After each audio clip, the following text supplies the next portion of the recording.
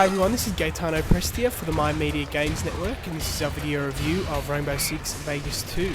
Vegas 2 is the sequel to Rainbow Six Vegas, which debuted on the Xbox 360 in November of 2006, and a few months later on the PlayStation 3. It was both a critical and commercially successful game, and I guess that's why we're seeing a sequel today. The single player, just like in the original, takes a back seat from the multiplayer in this game, but in saying that, the single player is still very enjoyable and fun. It's also very challenging. Any of those who aren't familiar with the series, Vegas 2 is a tactical first-person shooter, which is completely different to what you'd expect from the run-and-gun gameplay of Call of Duty 4.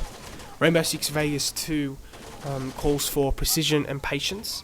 So instead of just running into a room and trying to gun down opponents, you've got to really examine the room and direct your AI control teammates to, be it smoke the room or throw a flash grenade or take out specific targets.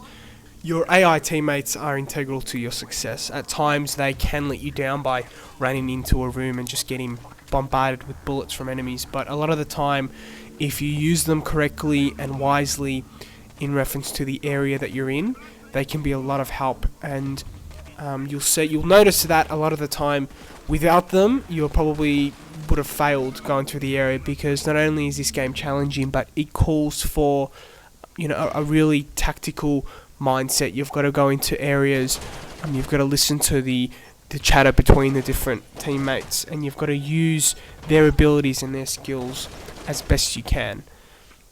For example, if you walk up to a door and you use the snake cam and peer underneath it and you've got an enemy standing right there, it wouldn't be wise to just barge in and shoot that enemy.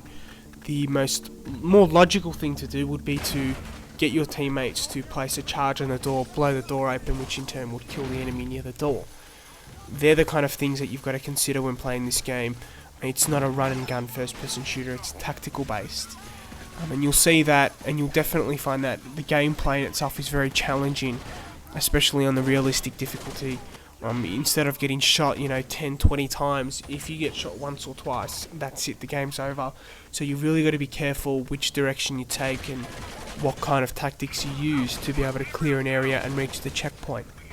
As I said earlier, the single player mode takes a back seat to the multiplayer.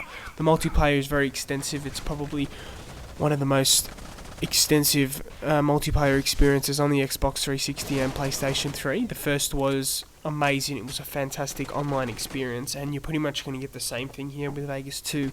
You've got 12 different maps, 2 additional different modes.